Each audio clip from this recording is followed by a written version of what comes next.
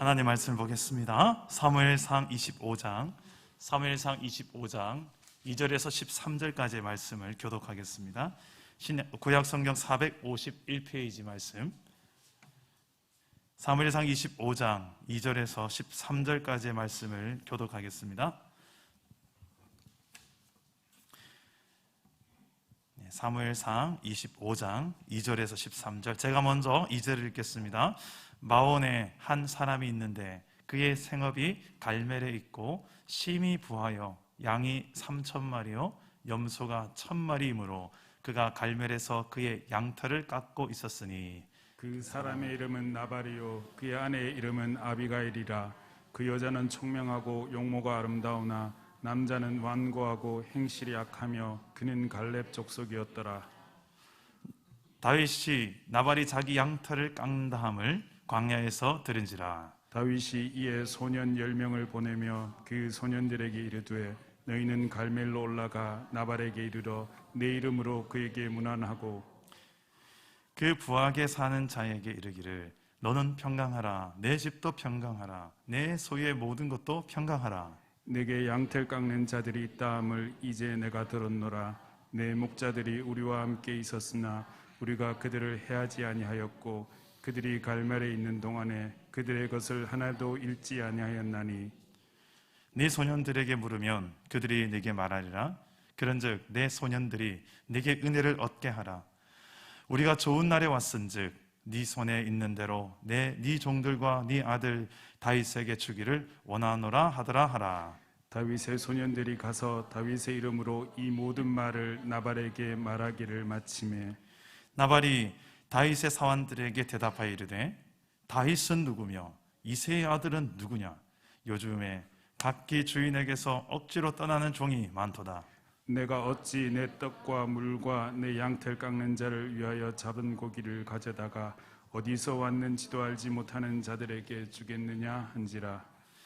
이에 다윗의 소년들이 돌아서 자기 길로 행하여 돌아와 이 모든 말을 그에게 전하매 다윗이 자기 사람들에게 이르되 너희는 각기 칼을 차라 하니 각기 차를 차매 다윗도 각기 칼을 차고 400명 가량은 데리고 올라가고 200명은 소유물 곁에 있게 하니라. 아멘. 할렐루야. 네, 오늘도 말씀으로 찾아오시는 주님을 꼭 만나시기를 주님 이름으로 축복합니다.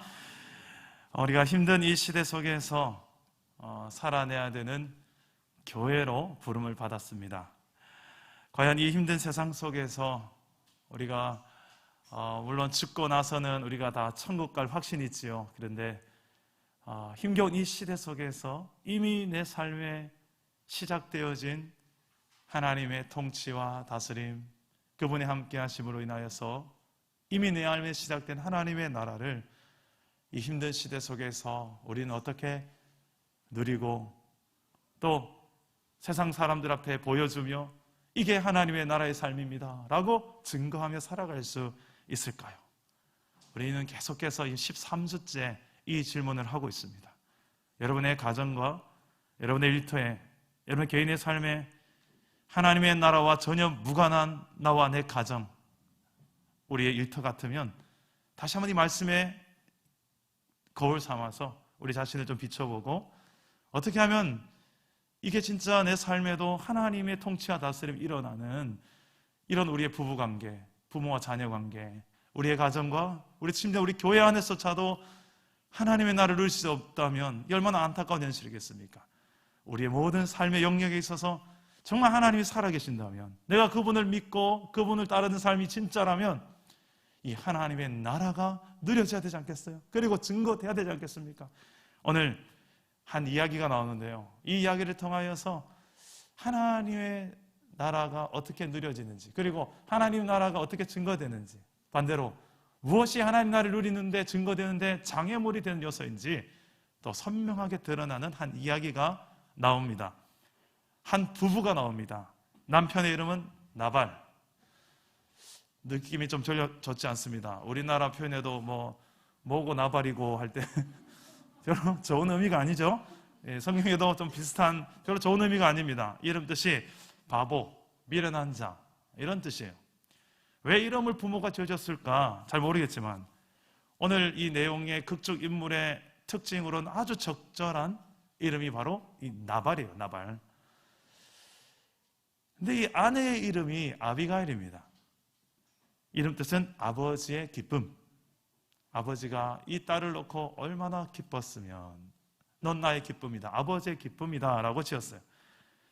과연 아버지의 기쁨이 될 만했습니다. 똑똑하고 아름다웠고 신앙도 좋았어요. 이 부부가 어떤 부부인지 2절과 3절에서 이렇게 묘사하는데요. 우리 2절과 3절 다시 한번 읽어봅시다. 2절 3절 시작.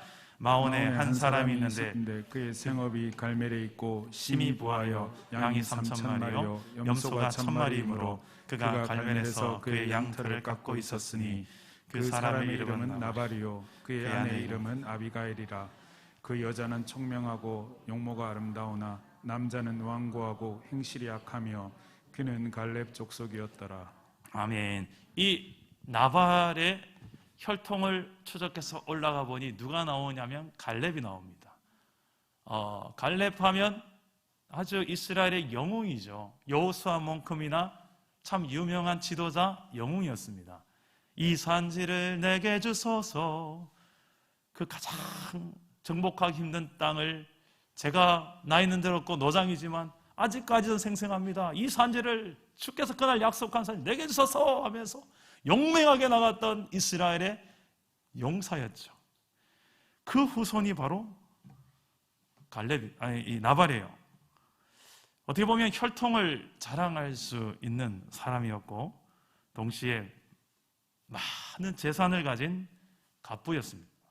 심지어는 아름답고 총명한 아내 아비가일까지 있는 남자, 일명 다 가진 남자 나발이었어요. 그런데 아쉬운 것이 있습니다. 그의 성품과 행실입니다. 그의 성격은 완고했습니다. 융통성 없고 고집 센 남자, 말이 안 통하는 남자. 이때 옆에 보면 안 되십니다. 안에 계신 분 남편 보시면 안 되고요. 여러분, 그런 행실이 악하고 얼마나 악했으면 그의 종들이 주인을 향해서 이렇게 이야기합니다. 저는 불량한 사람이다. 우리 주인 불량한 사람이다. 17절에서 그렇게 말해요. 반면에 이 아내 되는 아비가일은 아름다운 외모, 똑똑한 지혜, 게다가 하나님을 잘 믿는 신앙까지 삼박자를 골고루 갖춘 여인입니다. 어떻게 이 아비가일 같은 여자가 나발 같은 남자와 결혼을 했을까? 교회에서도 보면 종종 이런 부부가 있죠. 있죠? 제 시선을 잘 둬야 되겠습니다. 그죠? 이때. 자, 설교를 준비하다가 제가 아내에게 이렇게 물었습니다. 이런 아비가일 같은 퍼펙트한 여자가 오늘날도 과연 존재할까? 그랬더니 갑자기 아내가 싱그레 웃으면서 이렇게 합니다. 참 어이가 없었습니다. 여자보다는 남자들이 더 이 대목에서 궁금한 것이 꼭 있더라고요. 왜 아비가일이 나발 같은 남자를 만나서 결혼했을까? 억수로 억울해하면서 이야기를 해요. 물어봐요. 꼭 제자 훈련하다가 이 대목 우리 디언키트를 하거든요. 그때마다 이 질문은 어김없이 나왔었습니다. 왜 결혼했을까? 나발의 재산 때문에 1번. 2번, 나쁜 남자의 매력 때문에. 나쁜 남자의 매력이 뭔지 아시죠? 나에게만 잘해주는 나쁜 남자. 여자들은 이런 남자를 좋아한대요. 외모 때문에. 알고 보니 미남일 수도 있죠, 나발이. 우리는 지금 나발하면 상당히 배불뚝이에 이렇게 둥둥한 금복주 같은 남자를 생각하잖아요. 그런데 성경에 그런 표현 없습니다. 아주 잘생긴 미남일 수도 있습니다. 4번, 영혼 구원 때문에. 나발이 불쌍해서 한 영혼 살리겠다는 생각으로. 5번, 너무 사랑해서. 그냥 사랑하니까. 정답은 천국 가서 물어보는 걸로. 오늘 말씀에서 이 불량한 남자 나발의 미련함과 아내 아비가일의 지혜가 대조를 이루는데요. 그러면서 이 하나님의 나라를 누린다는 게, 또 보이며 증거한다는 게 어떤 것인지를 보여주는데요. 첫째로 하나님 나라를 누리며 증거하는 인생은, 따라서 합시다, 선대하라. 선대하라. 이 선하게 대하는. 여러분, 우리 이 다윗은 이스라엘에 장차 공식적으로 세워질 왕으로 세워지기 전에 먼저 오랜 10년 동안이라는 광야 생활을 하면서 힘겨운 시절을 보냅니다. 그 가운데서 그는 오히려 악을 행하면서 또 자신의 생명을 유지할 수도 있는데 전혀 그런 흔적이 보이지 않고 그의 힘겨운 생활 속에서도 끊임없이 선을 행하는 모습들이 나타납니다.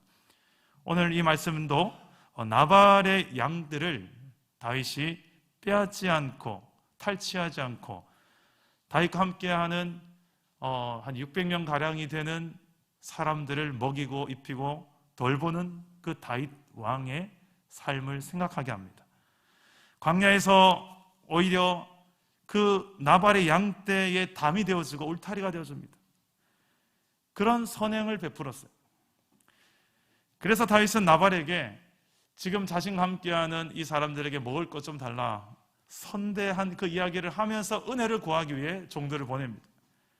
우리 8절 말씀 우리 다 같이 한번 읽어보겠습니다. 시작. 네 소년들에게 물으면 그들이 내게 말하리라. 그런즉 내 소년들이 내게 은혜를 얻게 하라.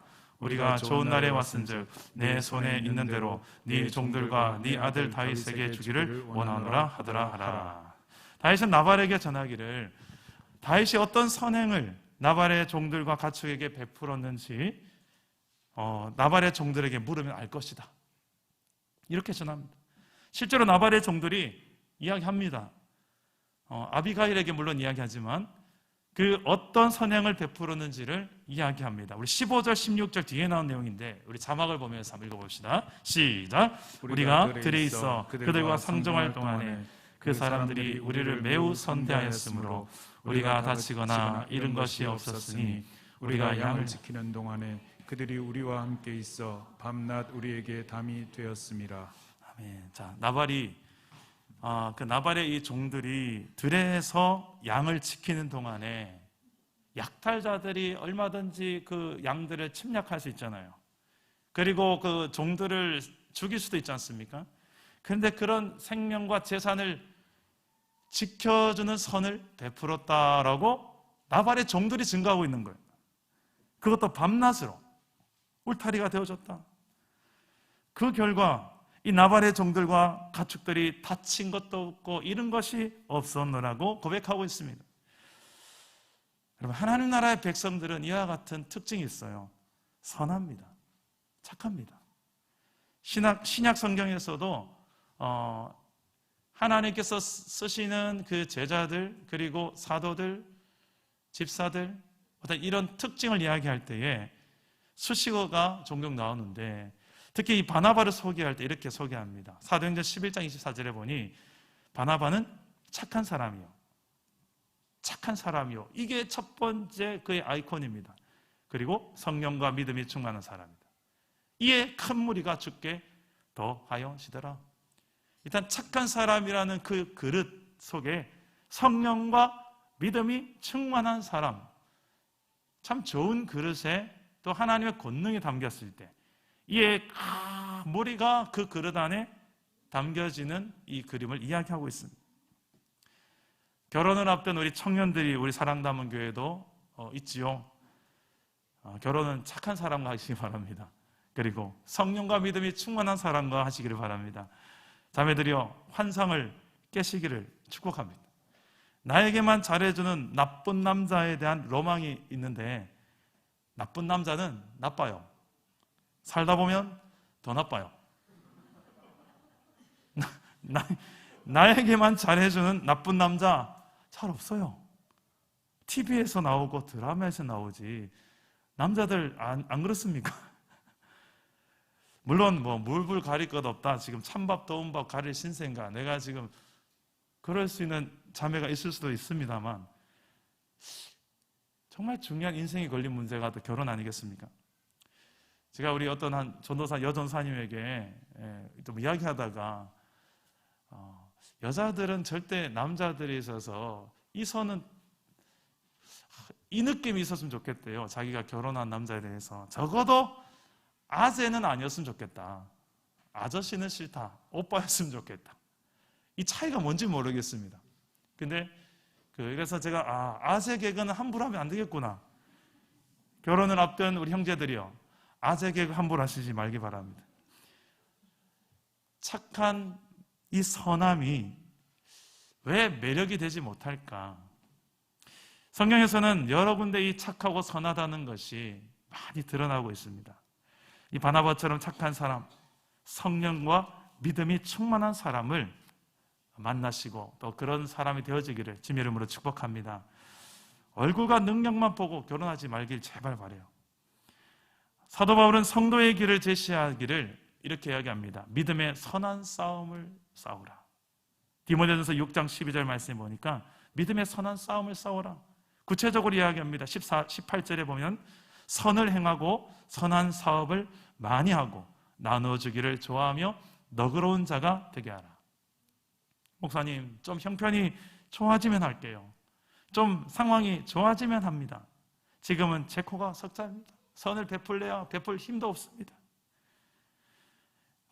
믿음의 백성들은요, 본인이 힘든 상황 속에서도 희한해요. 믿음의 백성들은 더 힘든 사람을 보면 선을 베풀더라고요. 저 사람은 저런 힘이 없을 텐데, 그 사람의 형편과 처지에 따라서 선을 베풀고 안 베풀고가 아니라 본인의 형편은 분명히 많이 상대적으로 많이 부족하고 없는 형편이지만 그 없는 형편에서 또 쪼개어서 선을 행하시더라고요. 제가 이렇게 수많은 성도들을 대하다 보니까 많고 적음이 아니구나, 소위에 많고 적음이 아니구나, 그 안에 믿음이구나, 그 안에 마음만 있으면 하는 거구나. 초대교회 시절에도 사도 바울은 전도여행을 하면서 이방인 교회를 이렇게 순례를 하죠. 돌면서 특히 마게도냐 교회에 가서 구제헌금을 모아다가 흉년과 핍박을 힘든 교회, 예루살렘 교회를 돕습니다. 참 아이러니해요. 교회에 어떻게 보면 모교회가 되는 예루살렘 교회, 그것도 유대인 중심적인 이 예루살렘 교회가 이방인 중심의 교회에서 도움과 지원을 받고 있는 그 가운데 역할을 사도 바울이 합니다. 이게 하나님 나라의 모델이에요. 교회가 어떻게 형제와 또 세상을 향해서 선을 행해야 될지 보여주는 좋은 모델이 됩니다. 비록 코로나로 힘든 시대이지만 우리 코가 석자라고 할 수 있지만 그럼에도 우리보다 더 힘든 이웃들을 찾아서 선대하고 환대하는 선행을 베풀 수 있는 교회가 되어주시기를 바랍니다. 지금 우리 교회는 어떻게 보면 참 은혜의 은혜를 누리고 있어요. 특별히 많은 전도를 하거나 많은 활동을 하지 못했지만 하나님께 동역자들을 막 보내주세요. 저도 이분들이 왜 오신지 잘 모르겠습니다만 하나님이 보내주시는 것 같아요. 그리고 우리 안에 작년도 예산에 있어서 또 한 1,000만 원 가까이 되는 금액을 구제를 위해 씁시다라고 아예 모든 리더들, 운영위원들이 다 동의를 해줬어요.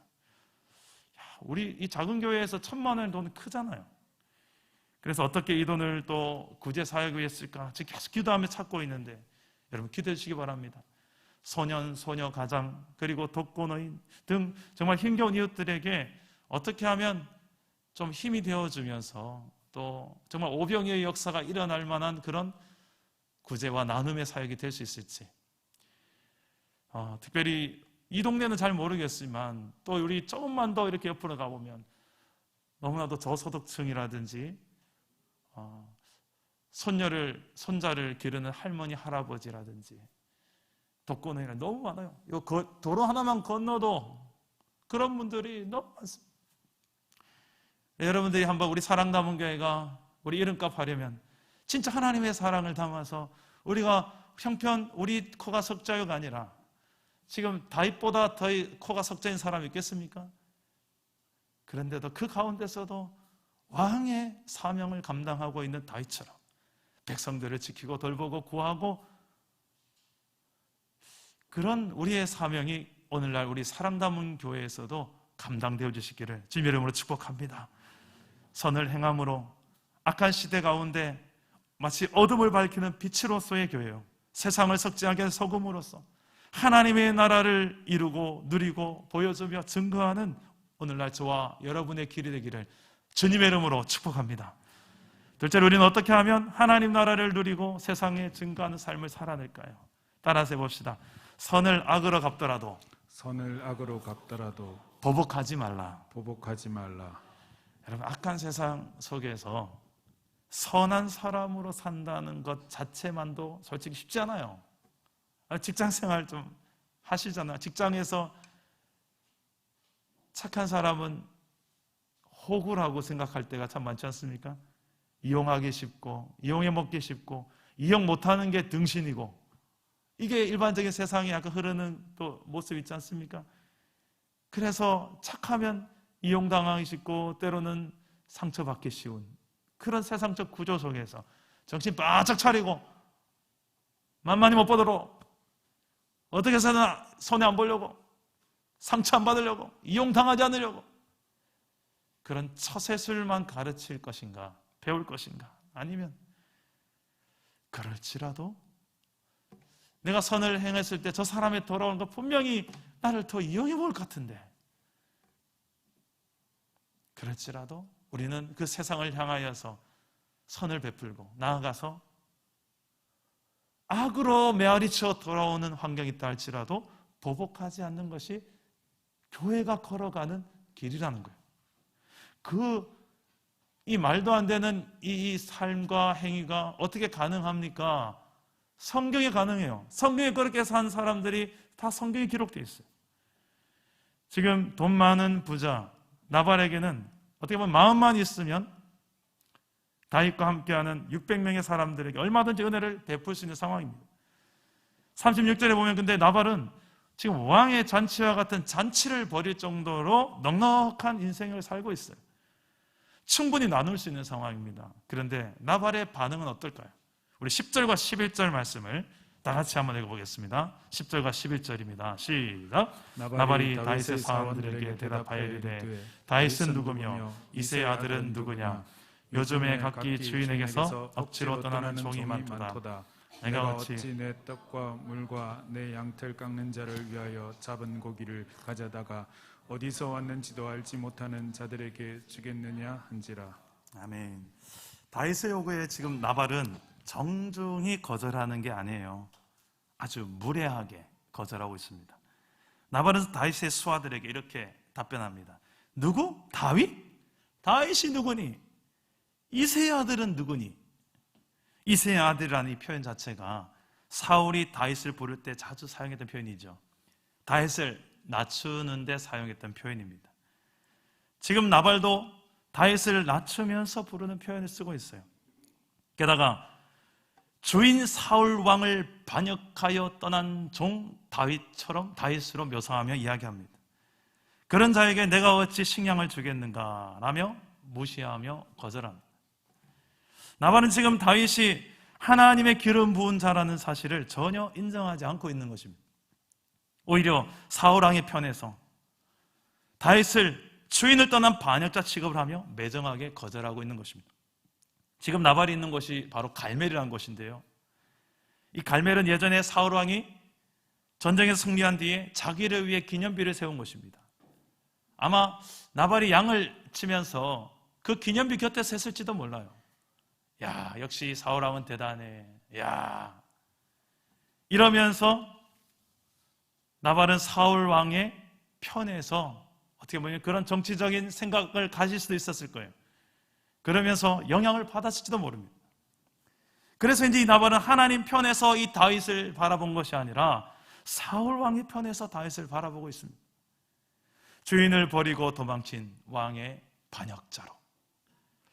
여러분, 왜 나눔의 기회를 갖지 못합니까? 왜 나눔의 기회가 있어도 나누지 못합니까? 하나님 편에서 보지 못하기 때문에 그래요. 다시 말해서 세상의 구조로, 힘의 논리, 소유의 논리로 그저 더 많이 가지고 더 많이 높은 힘을 가지면 그거면 되지. 이게 세상의 기준으로만 바라본 인생과는 그렇게 갈 수밖에 없어요.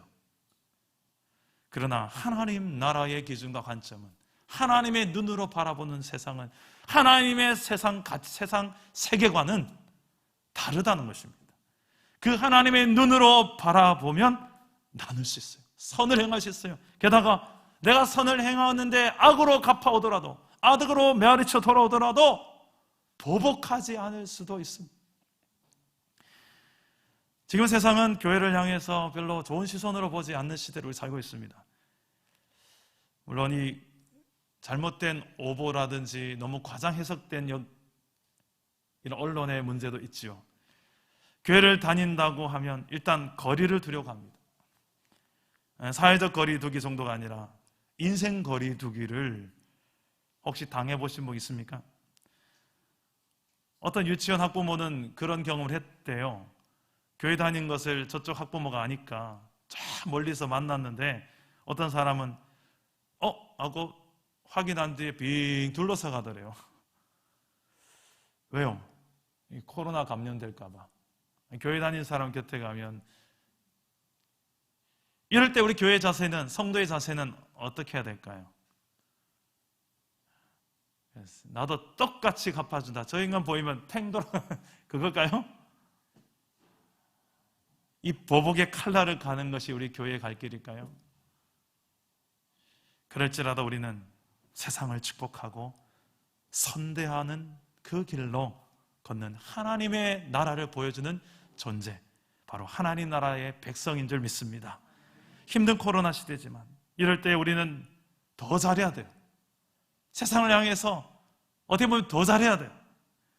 세상을 향해서 더욱 사랑하는 마음으로, 더욱 선을 베품으로, 힘든 이 선을 행하기에 힘겹더라도 또 하나님께 힘을 달라고 기도해가면서 세상을 향하여 선을 베풀므로 하나님의 나라를 그 가운데서 누리고 보여주고 증거하는 교회, 저와 여러분 되시기를 주님의 이름으로 축복합니다.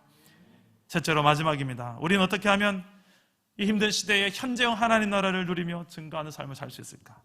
따라서 합시다. 여호와의 싸움을 싸우라. 여호와의 싸움을 싸우라. 우리 12절과 13절 말씀을 다 같이 읽어보겠습니다. 시작. 이에 다윗의 소년들이 돌아서 자기 길로 행하여 돌아와 이 모든 말을 그에게 전하매 다윗이 자기 사람들에게 이르되 너희는 각기 칼을 차라 하니 각기 칼을 차매 다윗도 자기 칼을 차고 400명 가량은 데리고 올라가고 200명은 소유물 곁에 있게 하니라.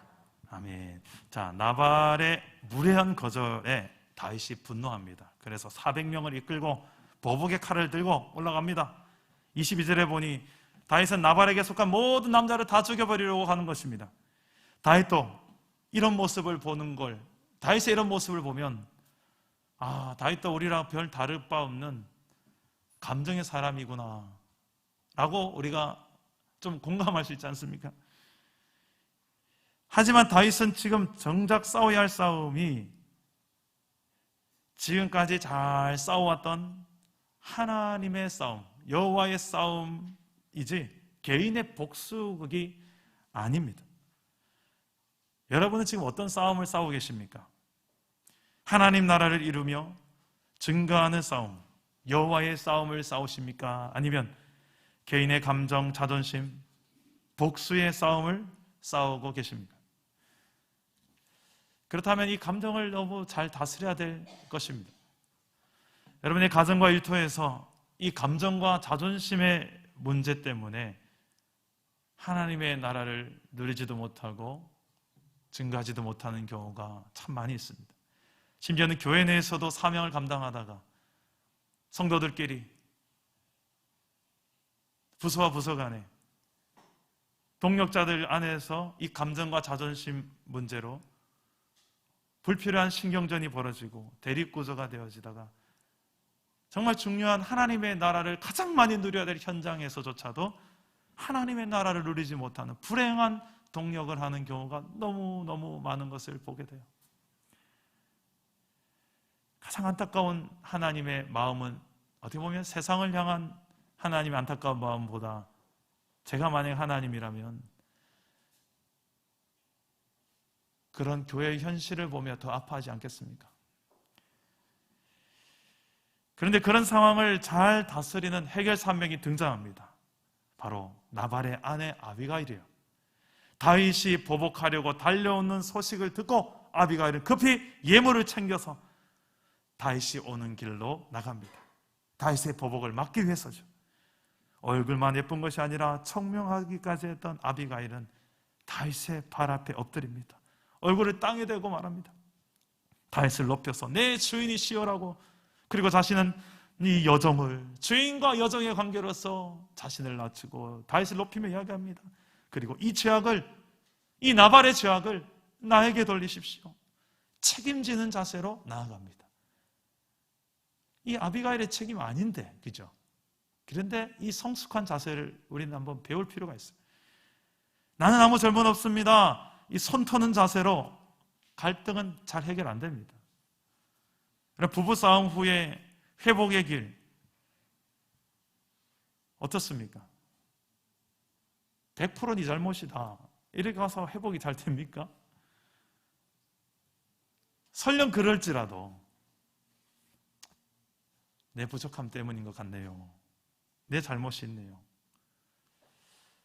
내가 좀 더 이렇게 했었더라면 하는 자세로 나아갈 때에 대화는 될 것입니다. 회복의 길이 조금씩 보일 것입니다.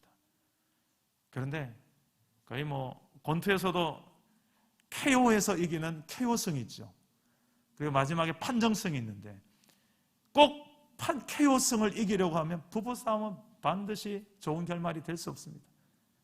판정승에 가면 반드시 그 비율이 나옵니다. 6대4, 7대3. 무슨 말입니까? 아무리 저 사람이 100% 잘못했다 할지라도 내 책임이구나. 내 잘못입니다. 이 자세로 나아가는 한쪽에서 좀 더 성숙한 인간이 있으면 대화가 되기 시작할 거예요. 여유가 생길 거예요. 좀 감정을 누그러뜨릴 수 있는 여유가 보일 것입니다. 지금 아비가일이 참 이런 지혜가 있는 여인이에요. 납작 엎드려서 이 죄악을 나에게 돌리세요.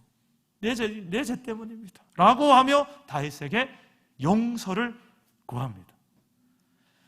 자신의 남편 나발을 불량한 사람이요 이름처럼 미련한 자라고 하며 정중히 용서를 구합니다. 그것도 빈손이 아니라 예물을 지극히 준비해 와서 예물을 드리며 다윗의 마음을 누그러뜨리려 합니다. 최선을 다하는 이 아비가일의 자세를 보십시오. 왜 이렇게까지 할까요? 이것은 아비가일에 있는 놀라운 지혜인데 아비가일은 공감의 능력이 아주 좋은 여자예요. 지금 다윗이 왜 화가 났고 얼마나 화가 났는지 이 분노를 먼저 잠재우는 것이 문제를 해결하는 것보다 더 중요한 전 단계라는 것을 잘 알고 있습니다. 그래서 저는 어떤 한 상담가에게 이런 이야기를 들은 적이 있어요. 문제가 생겼을 때, 갈등이 생겼을 때 먼저 그 대안을 이야기하려고 하지 마라. 조치를 먼저 하려고 하지 마라. 먼저는 공감이 먼저다. 선공감 후조치다. 저는 참 동의할 수밖에 없었어요. 왜요?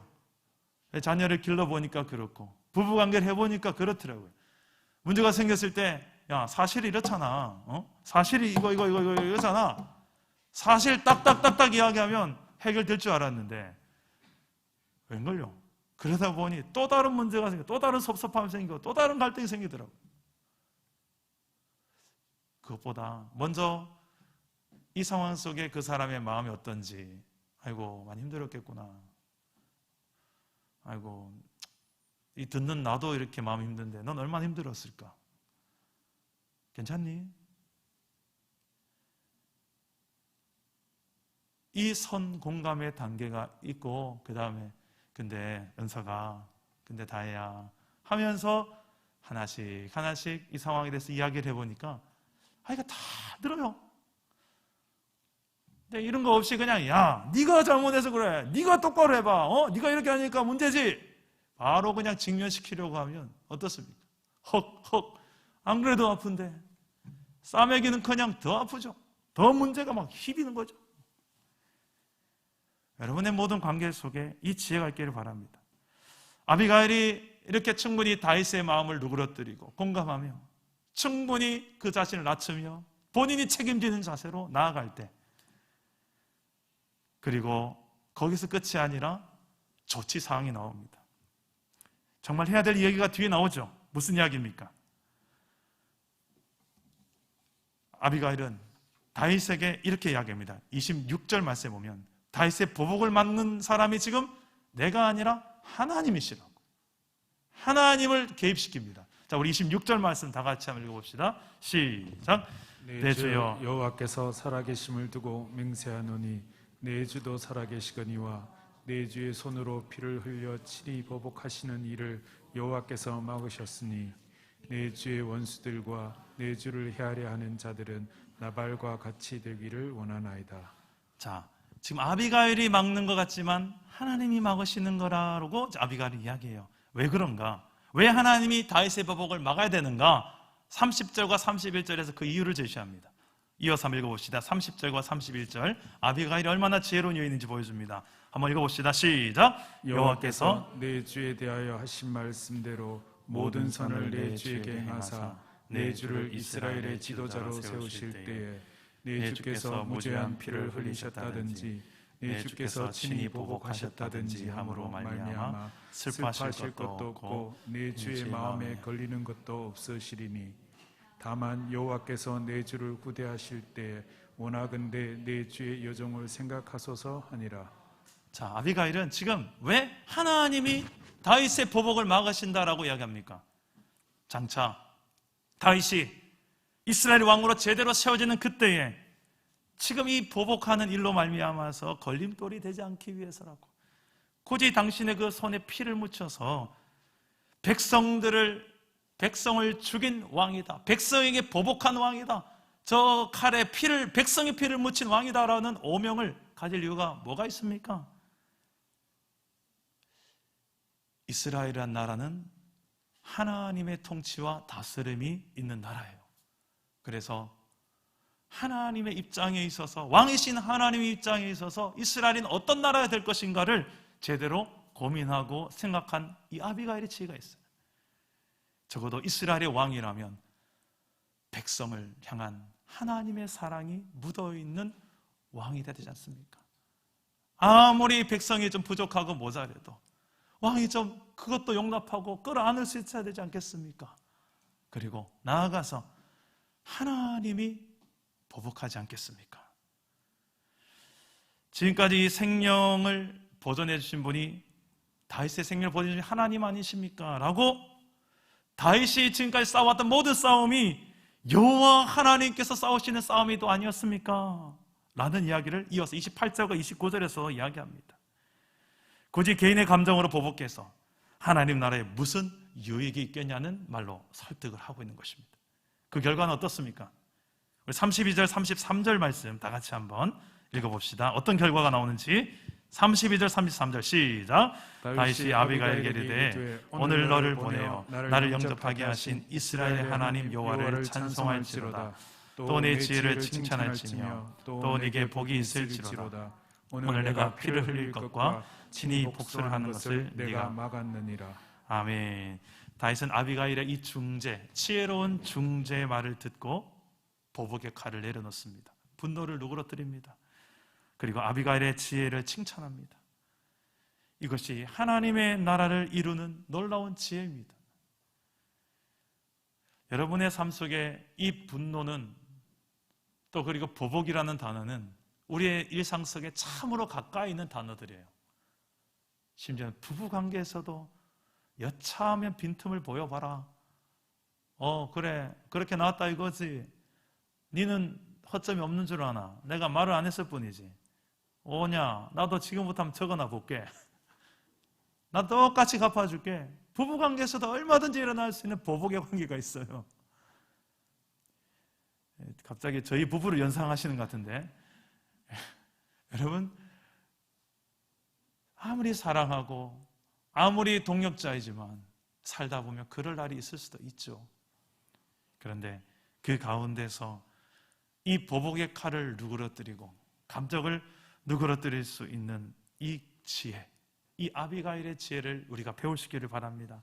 다윗은 스스로의 손으로 감정으로 보복하지 않고 하나님께 맡깁니다. 그 결과 어떻게 됩니까?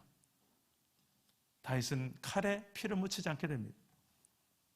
그리고 38절에서 그 나발은 결국 죽습니다.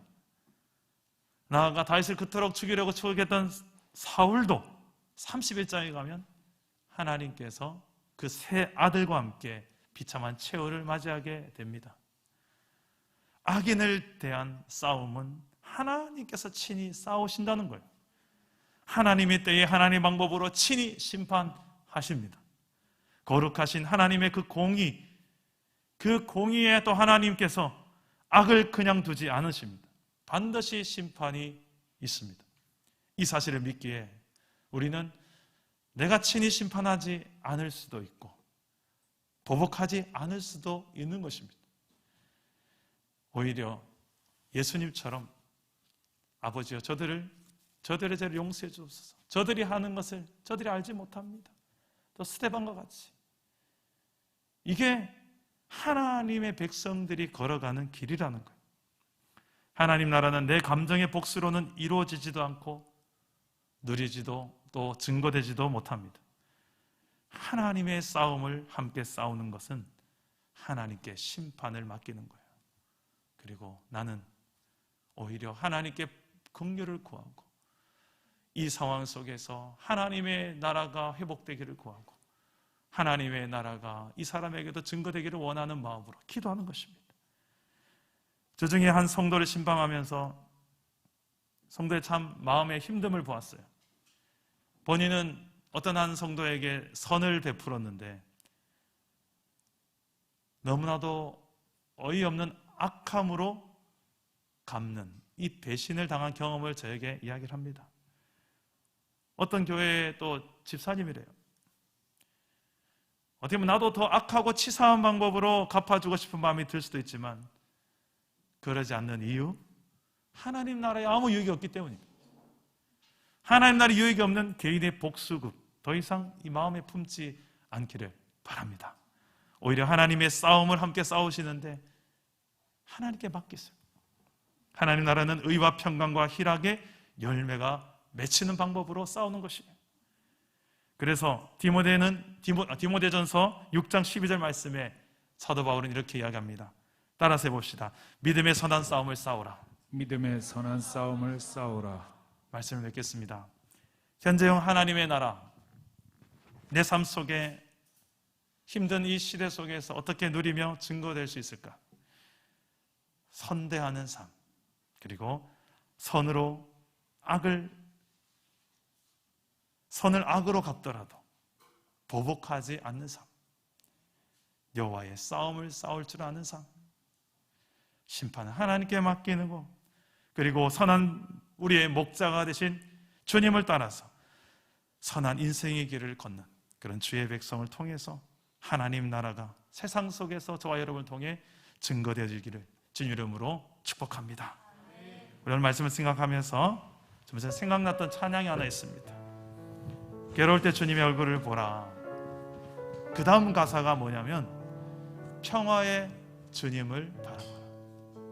주님의 얼굴을 보셨습니까 혹시? 우리 천국 가면 다 주님의 얼굴을 보실 텐데 그냥 상상만 해봐도 주님의 얼굴이 얼마나 평화로울까요? 인자하실까요? 사랑으로 가득하실까요? 믿음의 눈을 들어서 그 십자가에서 물끄러미 내 얼굴을 보시는 그 주님의 얼굴을 보면 내 안에 가득한 분노, 보복, 악한 마음들, 상처, 그 주님의 평화로 회복과 치유가 되어지는 은혜가 있기를 주님 이름으로 축복하면서 오늘 이 찬양 함께 부르고 기도합시다. 괴로울 때 주님의 얼굴을 보라. 평화의 주님을 바라보아라.